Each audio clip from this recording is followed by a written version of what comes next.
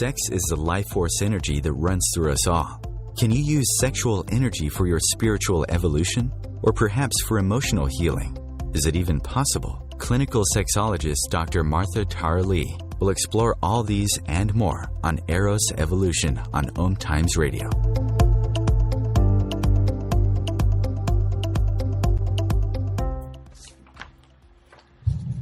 Hello. Welcome to Eros Evolution, where sexuality and spirituality meets. This is Dr. Martha Tara Lee.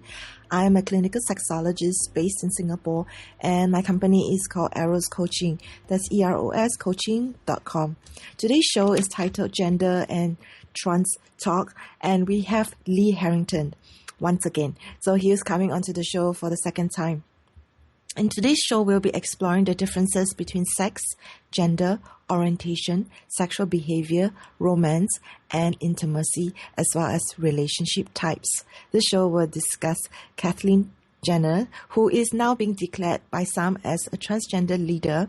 We'll also be talking about trans terminology and look at how gender and sexuality awareness of self and others is an opportunity for personal evolution and compassion practice. Our guest, Lee Harrington, is an internationally known spiritual and erotic authenticity educator, gender explorer, eclectic artist, and award-winning author and editor on human, erotic, and sacred experience. He has been traveling the globe from Seattle to Sydney, Berlin to Boston, teaching and talking about sexuality, psychology, faith, desire, and more.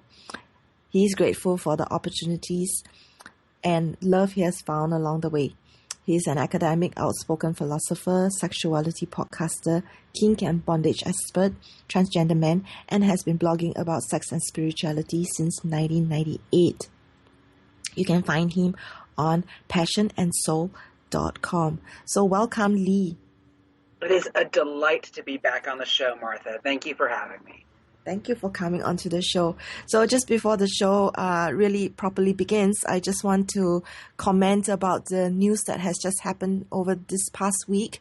On Wednesday, this online dating site, Ashley Madison, was hacked into, and apparently the records are now under threat. There are 37 million people whose records may risk being exposed, and mainly these people are from Canada and USA. And just last week, I had on the show Dr. Malini Weserman, and she just launched a book talking about cyber infidelity, and actually her book is based on research on Ashley Madison. So this is something that I just wanted to mention just before the show starts, and listeners may be interested to listen to that recording from last week. So Lee, if you could just briefly comment, what do you think about this piece of news that has just happened? Absolutely. I'm a big believer in people having the rights for anonymous opportunities to be able to explore their authentic self, whether it is, posting on an internet forum, talking about a sexual fantasy that they haven't built up a readiness to talk to a partner about yet, whether it's writing in their own journals at home, spaces where there is no judgment based on your name. Mm. Unfortunately, my father works in cybersecurity, and he has pointed out that if people are using anything like Google, Yahoo, Hotmail, any of those forums, they're not secure. Most of the internet is not a secure modality for communication. It takes a lot to have it be something truly anonymous. And that desire for anonymity needs to really be considered alongside those things. Mm. So I think it's a delicate balance for people to just take a moment right now and consider, if they are approaching those things with an anonymous desire, how are they doing that, and are they safely protecting themselves? Indeed. There's also I've read reports of how people are being ousted and exposed before they are ready to come out. So I think anonymity is a big topic, as well as cybersecurity. Absolutely. So, sorry. Please. No, please. No, go ahead. I was going to comment that this can be an opportunity for people to have that first brave moment to say to a lover, to say to a friend, I have been exploring this thing. I have been doing this. And as much as we don't want these things to happen, to take this as an opportunity for a next step of personal expansion. Great. Yeah, this is something that we should all be thinking about during this time. So let's moving on to the show. Today we'll be exploring more about sex, gender, orientation, sexual behavior or romance, intimacy, and relationship styles.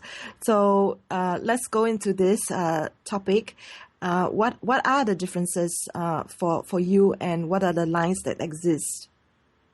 So people are talking about this in the news right now a lot because of Caitlyn Jenner and the bravery that she has exposed in her gender transition in a public light.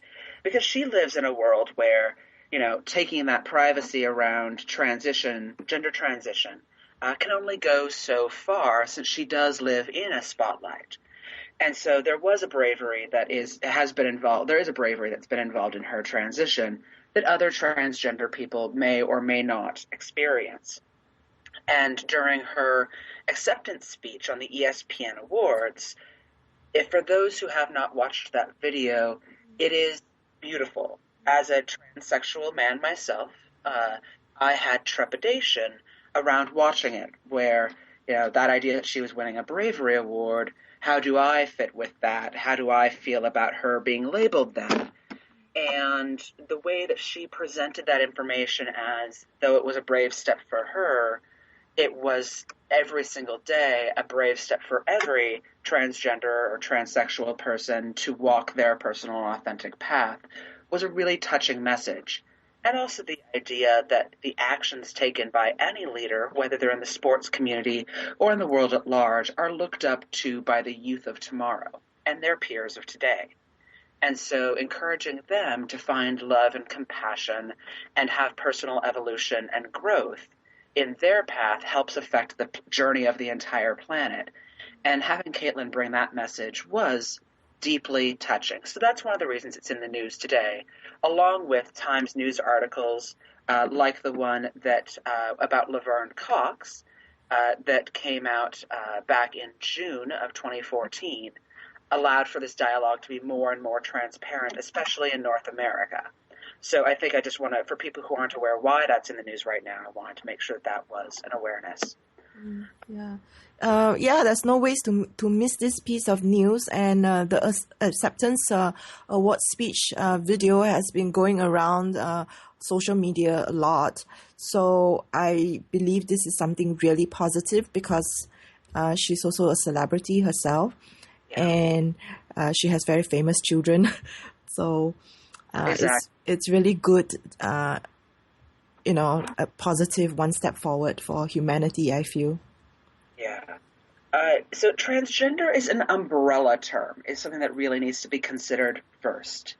That transgender can include under it people who are transsexual, where it is a medical experience specifically around transitioning from one gender to another. Some people use that term transsexual, some people don't, who have that journey. It can include people who are agendered, people who don't identify with gender at all, people who identify as Caitlyn Jenner's journey, which is M to F, male to female, my journey, which is F to M, female to male, people who are gender fluid that move back and forth between gender expressions, people who identify as a third gendered experience, people who identify perhaps as gender variant, people who identify as androgynous or gender nonconforming, some people who think of themselves as being gender benders. There are those individuals who identify as butch or femme, and transsexual activist and lawyer Spencer Bergstadt recently said to me in a really beautiful way that they think of butch and femme as individuals who are masculine embracing or feminine embracing individuals, often of that same gender but not always, who have had a conscious look at the ways they play their gender expression.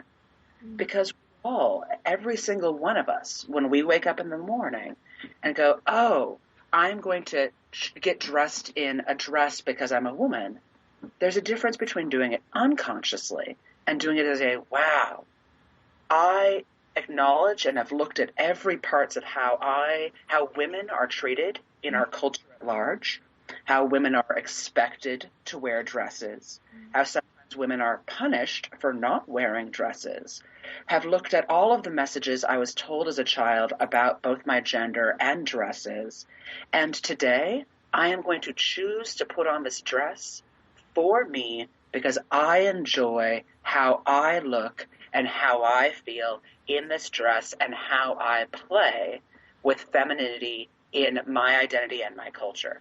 So those ideas around gender too. So transgender is this huge umbrella. Some people also include people who have activities around gender.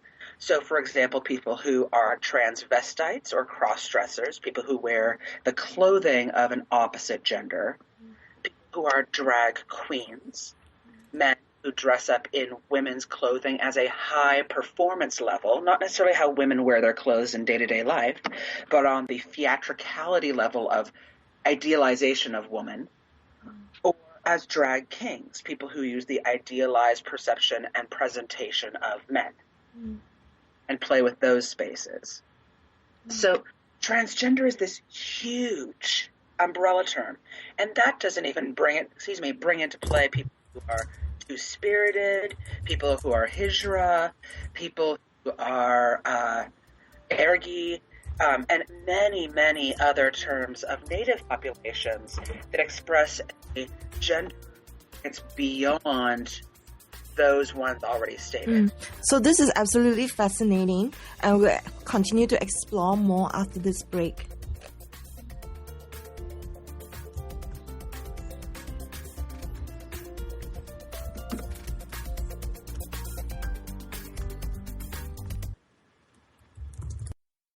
The future of Internet radio is here. OMTimes Radio. IOM FM. Dr. Kevin here, and I want to invite you every Thursday, 3 p.m. Pacific, 6 p.m. Eastern, to join me on the Dr. Kevin Show, where we have a diversity of guests who help you step outside the box, behind the curtain, and see what a load of crap is going on in the world today, so you have more information with which to make better decisions. We'll see you there. Namaste. If you remember living fearlessly, joyfully, and in a world filled with adventure, happiness, pleasure, and unbridled living, then this show is for you. Join me, Dame Nicole Brandon, as I bring you the world's top experts in wealth, creativity, flow, seat-edging technology, space, wellness, health, love, lust, and passion, all merging together each week here at the Hub of Happiness. Mondays at 6 p.m. Pacific Time and 9 p.m. Eastern Time on Passionate Living, where you can ride on a magic carpet ride of living and learn how to lead a passionately wild, exciting, and outrageously amazing life. Being a radio host on IOM FM allows you to build your show on a rich platform with the power of the Internet to fulfill your outreach goals and connect with a very specialized and global online audience, unlimited by time and distance.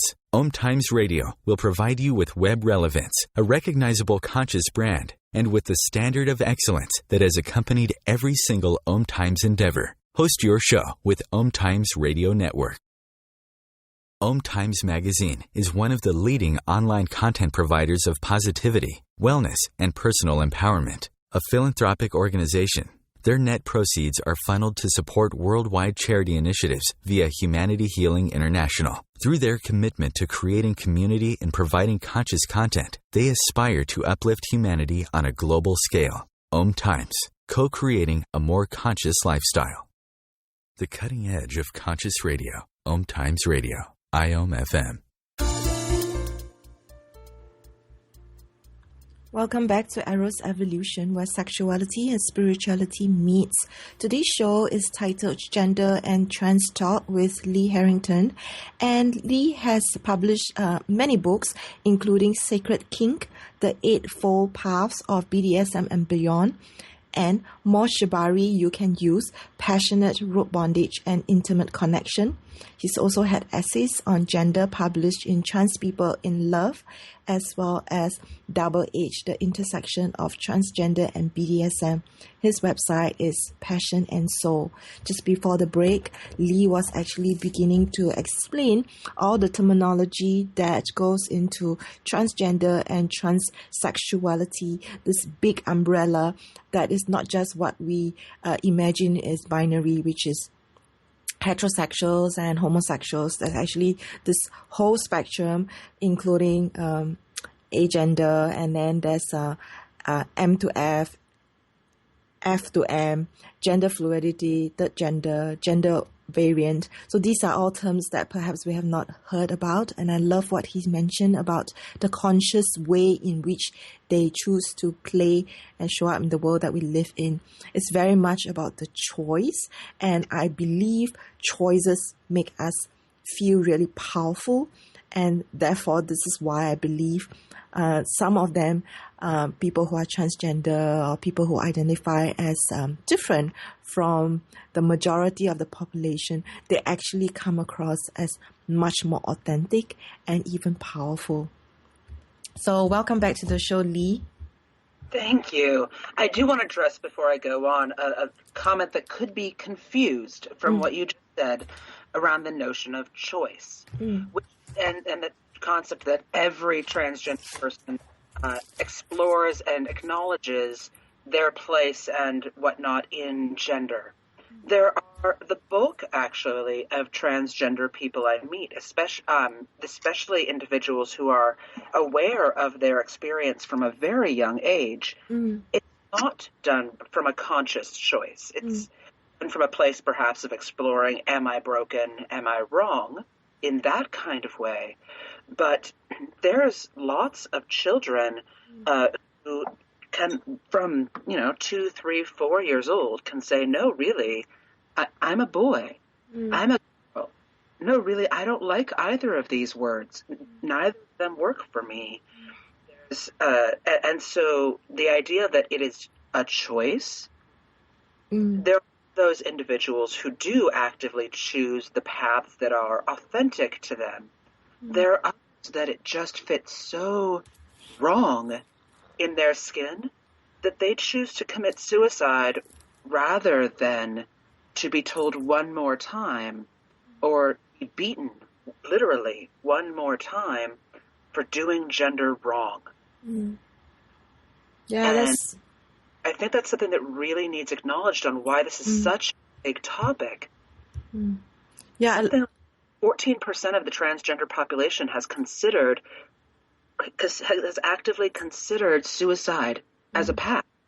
Yeah. And not taking a knowledge to that and acknowledging that pain and suffering, and that we have a planet right now that has created that place of suffering is profound. Yeah. For me, part of the opportunity that we as a world at large have in this current awareness building exercise that we as a planet are experiencing is a chance to create a place where love and compassion and awareness is constructed, that those situations don't happen. And every one of us listening has a chance in our own personal evolution and growth to think about these things and go, oh, what ways can I create a safer and more loving planet? What ways can I help evolve myself and the world? Beautiful. Yeah, it's important to talk about this because when we talk about choice, it does come across that they can choose not to be versus this is what they were born to be, and this was the way they were born. They don't know any other way to be, and when they don't feel accepted and approved, this is when a lot of problems can happen, including what you mentioned, bullying, getting beaten up, and then even unfortunately suicide. Yeah. I love your appeal to the listeners to really begin to become engaged and aware of such problems that we have and how they can actually make an impact in the world that we live in. Absolutely. The other thing that really needs to be considered is that notion of the world is more complex than homosexual and heterosexual. In the concept, the issue and conversation, I should say, around transgenderism, the conversation is really, it is more complex than men are born boys and women are born girls. You pick up a baby, you go, oh, it's a baby boy. I always find it fascinating that when parents say, oh, I hope it's a boy, I hope it's a girl. I was so touched the first time I heard a friend of mine said, when people said, what are you hoping it will be? And she said, healthy. And my heart was so deeply touched. As who at the time was identifying as bi-gendered, that at home I presented as a man, and in public I presented as a woman, and was dancing happily in that space. Time. When she said that, my heart just echoed with that love, echoed with that feeling of, oh, that's the place I want the world to be in. That we go, oh, I hope my baby is happy.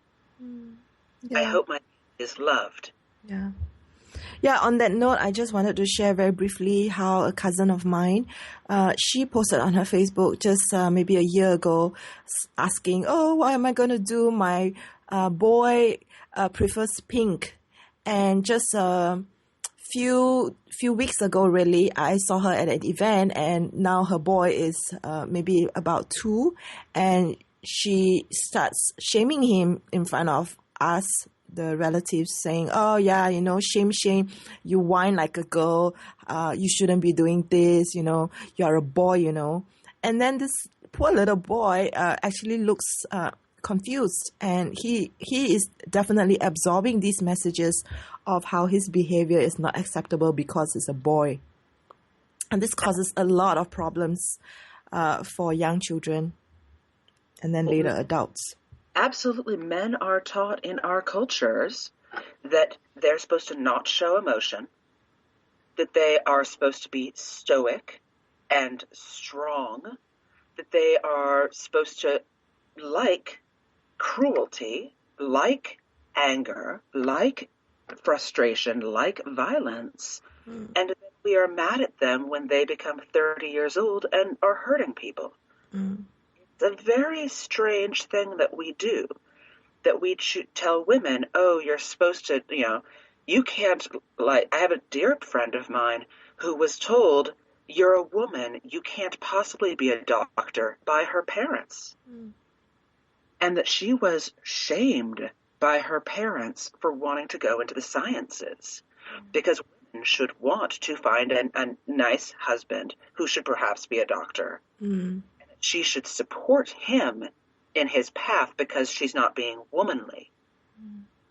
Yeah, it's a big problem. I mean, for me personally, because I'm Singaporean Chinese, so being Asian, I have had all kinds of messages growing up, and basically the messages stopped me from living life in my full potential, and I didn't have that point of reference that there are people who can live their lives more fully. So even though there are other people now that I've grown up, know that there are my counterparts who didn't have those messages and they're doing so much better, I actually realized that the messages I received actually stopped me from being able to be more successful than I could have been, simply because I had absorbed all those messages.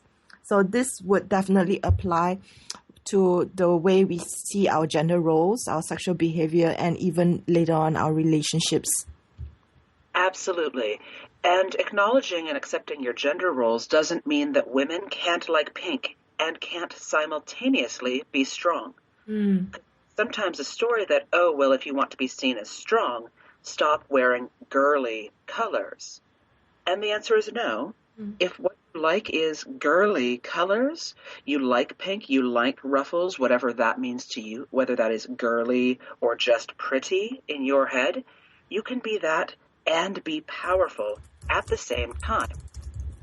And I think there's sometimes a shaming that ends up coming unintentionally around gender that says, that if you really want to be taken seriously, then you need to just stop being girly.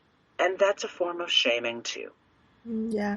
So this topic of gender and trans talk really doesn't just stay with people who are, in the spectrum. That's also is very applicable to listeners who identify as heterosexual and they may not see the relevance. The kind of messages we say, the kind of thinking that we have really starts to do a number of the way we view society and the way it should be. I'm glad that, people like you, Lee, is able to speak up so that for people who don't really see any kind of modeling, there are actually people out there like you who are actually speaking up and able to articulate this very important topic. And when we come back, I would love to talk about the idea of the use of the word heterosexual in this conversation. Because sexuality and gender are very different topics. Great. So more after this break.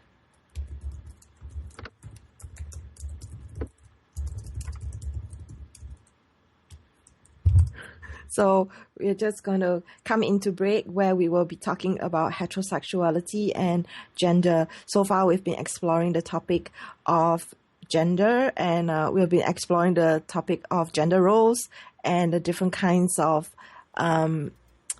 identities that people have with regards to their sexuality.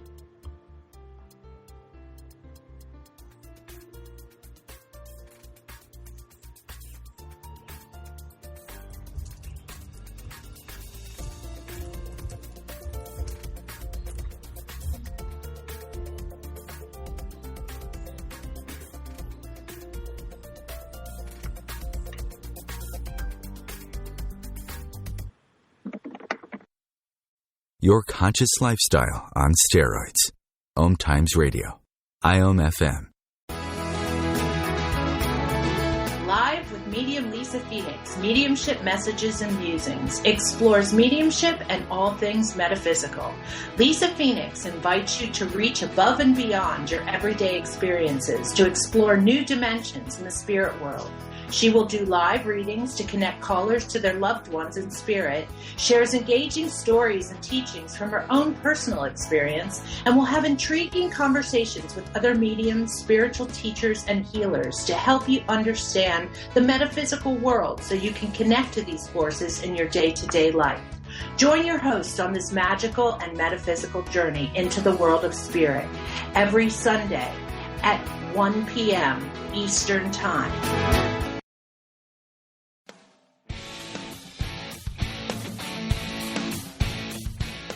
Looking for inspiration? Want to be inspired? Not sure where to go? Find Mark and Kim every Wednesdays at 3 p.m. Eastern on Inspired Living. Topics will elevate consciousness and range from metaphysics to the human and social experience and all things spiritual. Welcome to an inspired community that offers support, encouragement, and new ways of thinking. You are the inspired and the inspiration.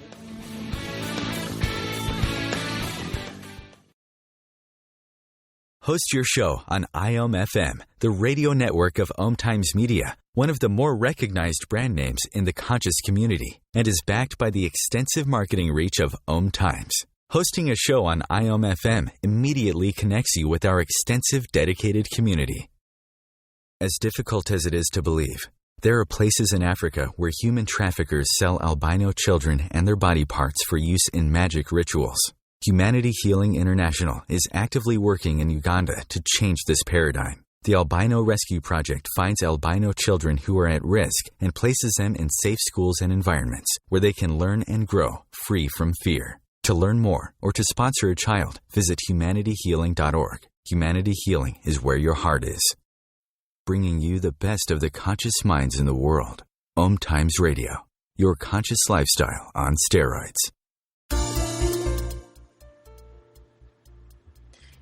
You are listening to Eros Evolution on the OMTimes Radio Network, and you can share this show with your friends by sending them the link omtimes.com/mobile. Our mobile player is so advanced, it doesn't need any app. You just need the link.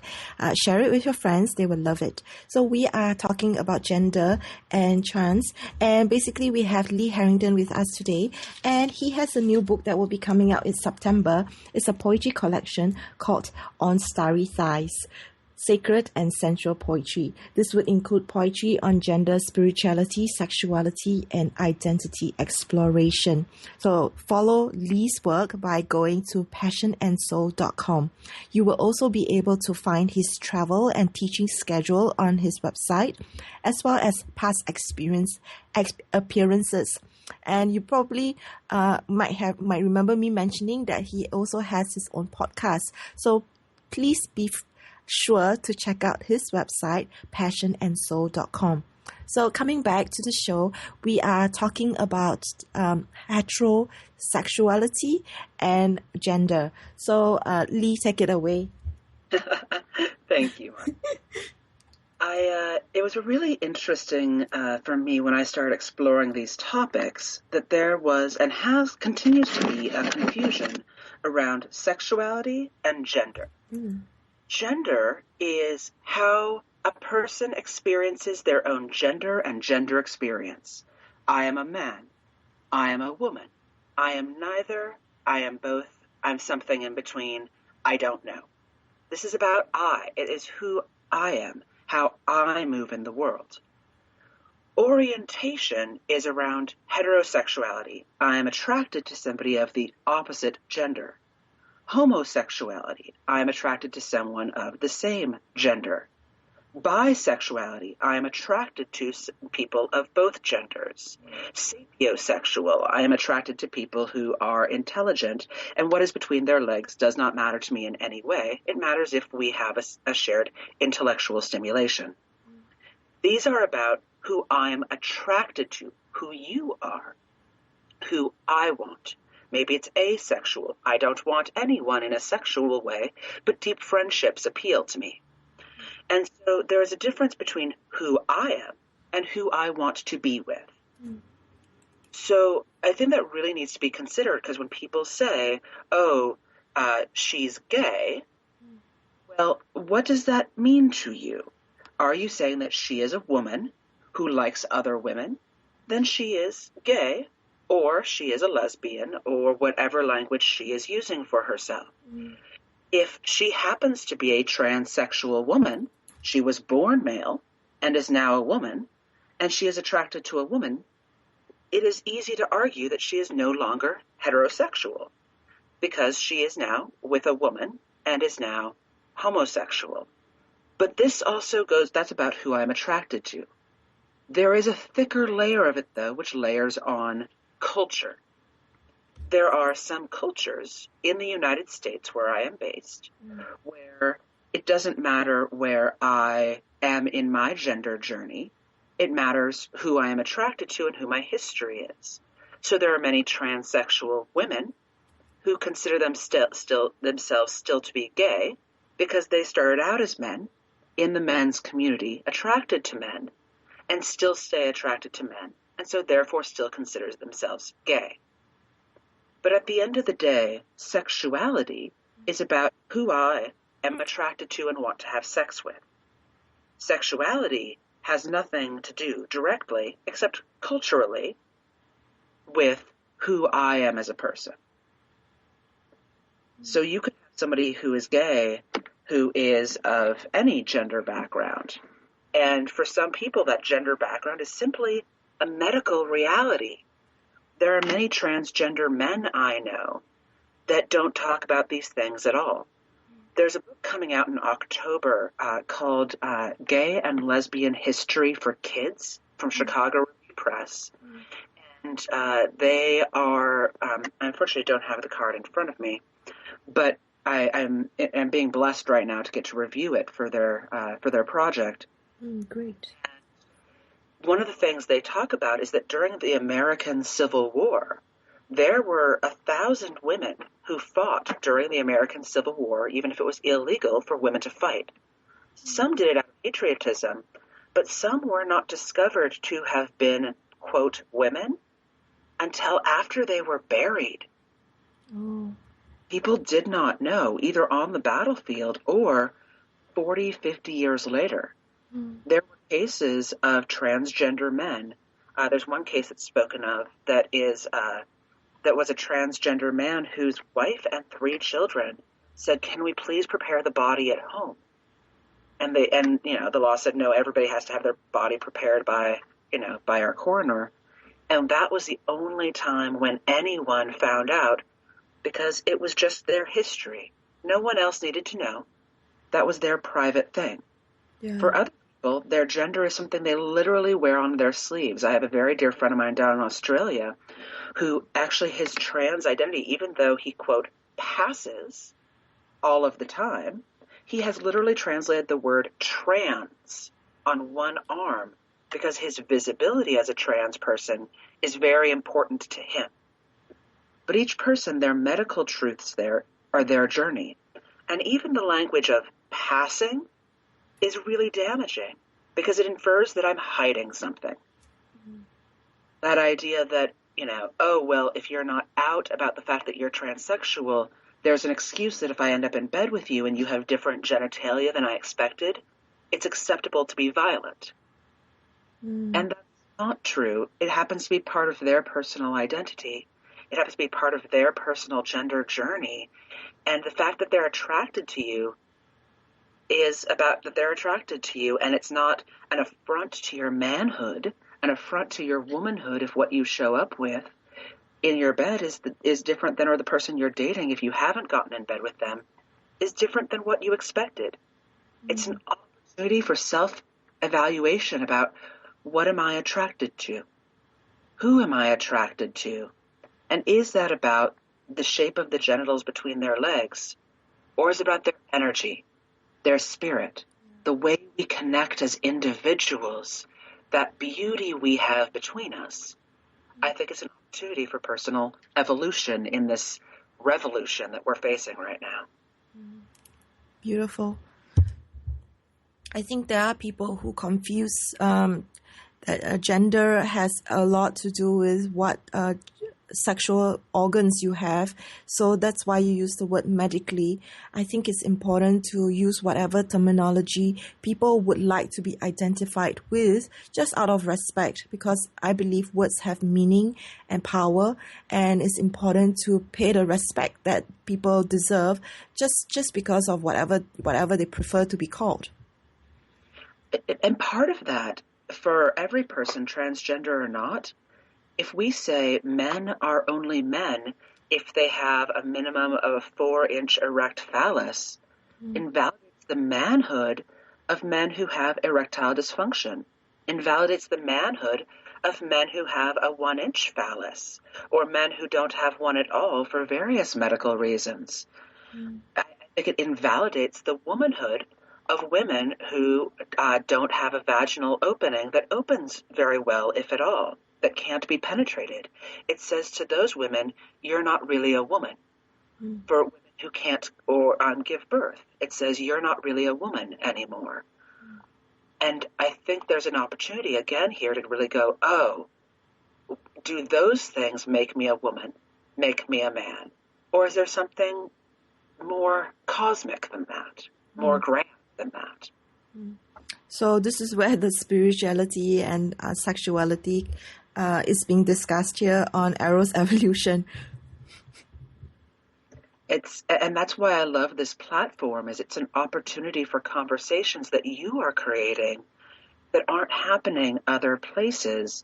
Because right now, for some people, this is a shock. The entire conversation is a shock. It's a transition in consciousness for everyone. Yeah. That for some people it's like, oh, I've been used to my whole life these straight lines of what gender is. I am so used to boy and girl.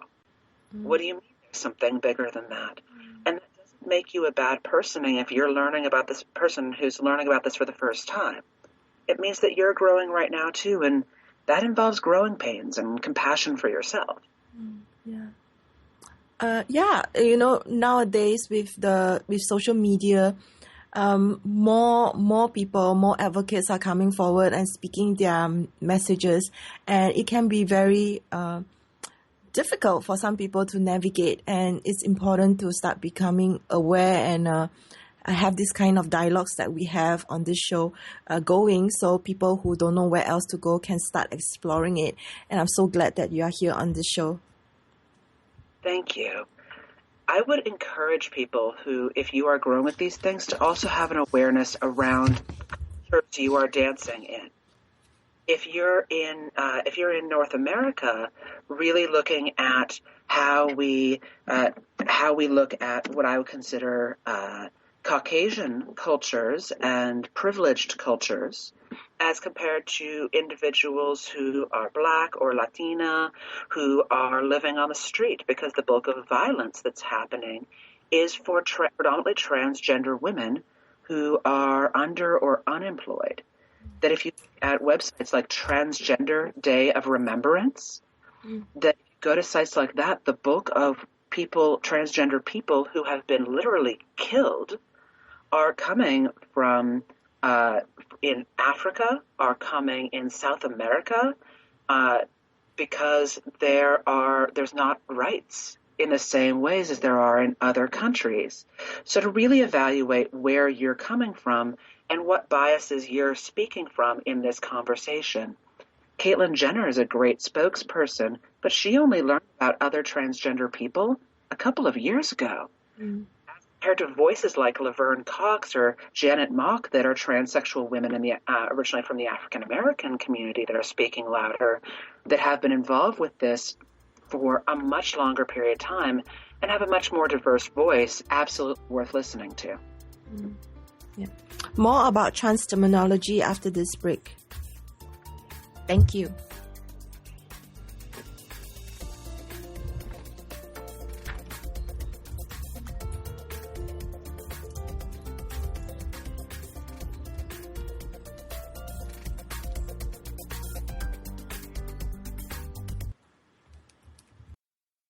Conscious media for conscious minds. OMTimes. Have you bought into the idea that you have to work hard for your money, that business is hard? I will share some dynamic access consciousness tools to get you out of your own way so you can create a business that actually succeeds. Join me, Simone Millisers, on The Joy of Business at 4 p.m. Mondays Eastern. Hi, this is Angela Levesque, host of Entanglement Radio. Join me Wednesdays at 12 p.m. Eastern for inspiring conversations with visionaries in spiritual science and conscious healing. Entanglement Radio, Wednesdays at 12 p.m. Eastern. Transcendent talk for the conscious mind. Host your show on IOM-FM, the radio network of OMTimes Media, one of the more recognized brand names in the conscious community, and is backed by the extensive marketing reach of OMTimes. Hosting a show on IOM-FM immediately connects you with our extensive dedicated community. Have you ever wondered how to change your love paradigm? The secret key is finding a love partnership, not just a regular connection. How do you find these? Through conscious relationships. Ascending Hearts Dating is a dating site for people like you that believes in second chances and a different type of spiritual connection. Try Ascending Hearts for free today at ascendinghearts.com and change your love paradigm. Ascending Hearts, the premier dating community for the spiritually awake. The best of the holistic, spiritual, and conscious world. OMTimes Radio. IOM-FM. We are now into the last segment of Eros Evolution this week, and we are talking with Lee Harrington, who is an internationally known spiritual and erotic authenticity educator, gender explorer, eclectic artist, and award-winning author and editor on human, erotic, and sacred experience. You can find him on passionandsoul.com. Just before a break, we were talking a lot about the definition of sexual orientation and gender and the importance of how all of us can make a difference in the world that we live in with the ways that we communicate and having the language and understanding. And it starts from all of us being more aware and curious about these topics. So let's go on and now explore something else. How can people engage and be compassionate while engaging with transgender individuals? For some of you, this terminology that we're throwing at you in today's show is maybe completely new to you and you're probably having lots to think about. But how can you begin to engage with them? Well, for me, the first question that I tend to have for individuals is, are you open right now or are you available right now? Those are two different questions. For me to ask a couple of something about your gender journey. Because if I come in straight out with questions and somebody's in the middle of having lunch or talking to someone else, it's not compassionate. It's not loving. It's not asking them if they're available. So that's the first thing I lead in with. Are you available? Can I ask you some questions? The second is consider whether you would find it rude if somebody else asked you that question yourself. When I'm at academic lectures, I'm always fascinated when people come up to me afterwards and say, so have you had bottom surgery? Have you had surgery between your legs? The answer that I now give is, are you asking because you're curious about the diversity of surgical and medical opportunities available for people who are transsexual and transgendered? Or are you asking because you'd like to have sex with me? Well, and it's amazing because a lot of people have that same nervous laugh, right? But it's really interesting because you wouldn't ask other people about that question. You wouldn't ask somebody else that you've just met about that question. Yeah, it's a bit rude. It is a bit rude. But most people who are asking it are curious. Yeah. They want to know you better is what they mean to do. And so if you're trying to engage with someone, instead saying something like, I know there's a lot of stuff out there, but I'm curious, what was it like for you to make decisions around things? And that's more of a question you ask somebody you've gotten to know for a while, if they're even open to it. Transgender activist Raven Kaldera has a hilarious and yet depressing post on his website about the idea that every transsexual person is going to be a transsexual activist for the rest of their life. Which is why a lot of people who transition choose not to tell people that they are, because they don't want to have to be that 101 educator every day of their life. Yeah, it's tiring. It can be really tiring. That's why asking people if they're available for those questions is part of the compassion. I'm also a believer in asking people how they want to be addressed. What honorifics do they prefer? What pronouns do they prefer? Because with some genderqueer individuals or non-gendered individuals, their answer might be they in the singular, in the English language. Their answer might be something other than he, she. There are words out there like Z. And even though it might be tempting to say, oh, well, I've never done that before, I'm just going to do this instead, not actually listening to their request. And if you're asking the question or if somebody shares with you this is what they prefer, it's what they prefer. And it is an act of love, compassion, and more than all those, respect to do what they want, because their choice in their gender experience is not about you. It's not about you. It's about them and their journey. And so respecting them and their journey goes a long way. I think those are the places I would start.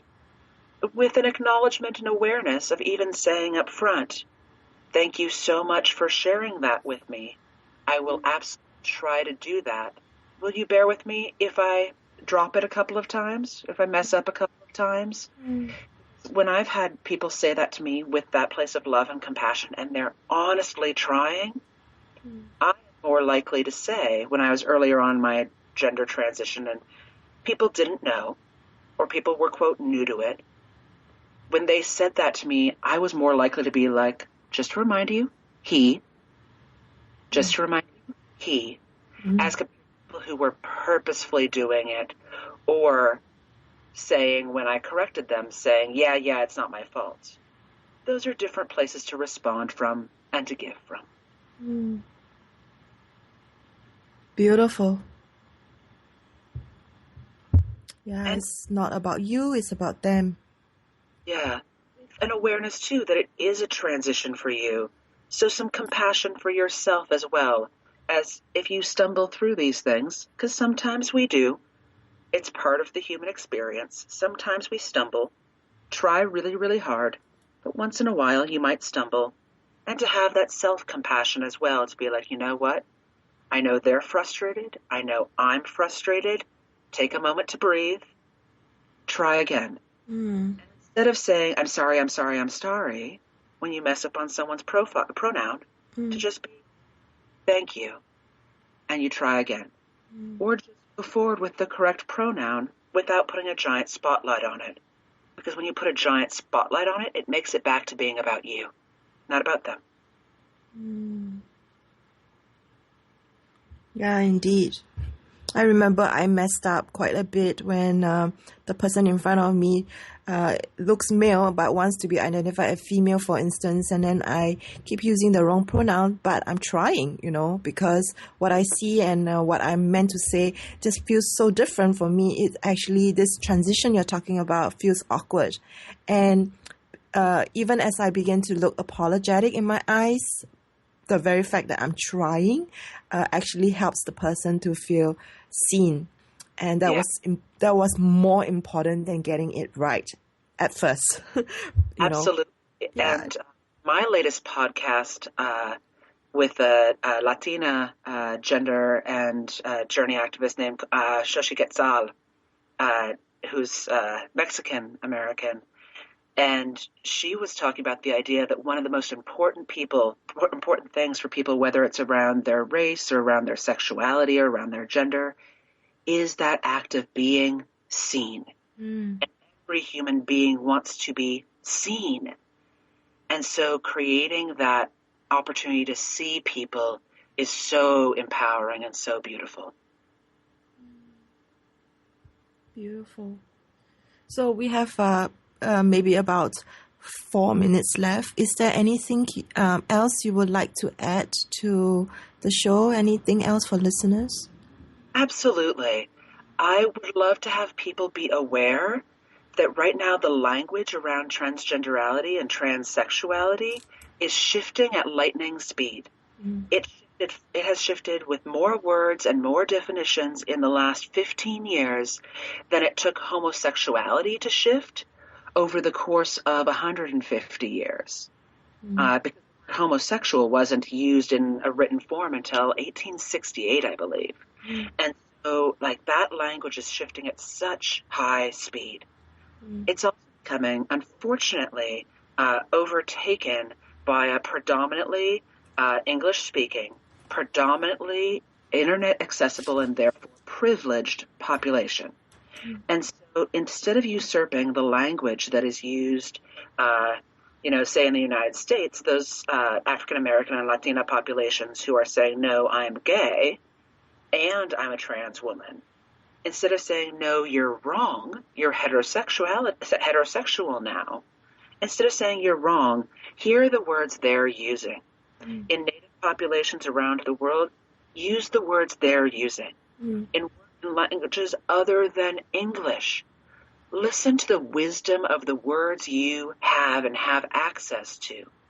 Because I speak English, and the language I am using is coming from an English American background.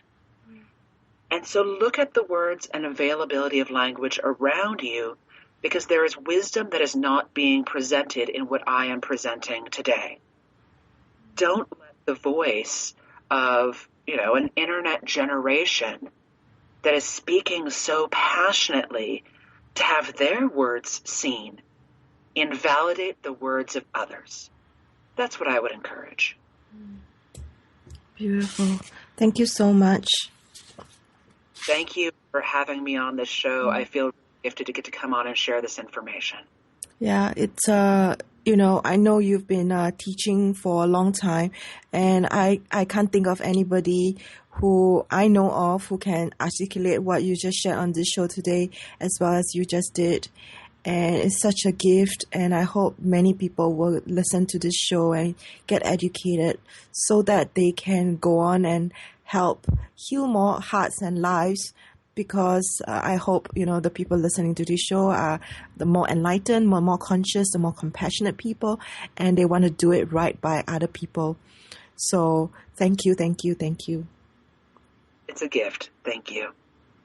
So next week we have another guest. Her name is Serena Gaia, and she will be talking about how ecology that is going to be important. And so the title of the show is Make Love the Ecology of Your Life. She'll be talking about her book, Ecosexuality, and you are listening to Eros Evolution, where sexuality and spirituality meets. You can find out more about us by going to OMTimes Radio, looking up Eros Evolution, and I actually also have a Facebook page called Eros Evolution. And remember, today's guest has been Lee Harrington, and you can go to his website as well, called passionandsoul.com. So tune in next week.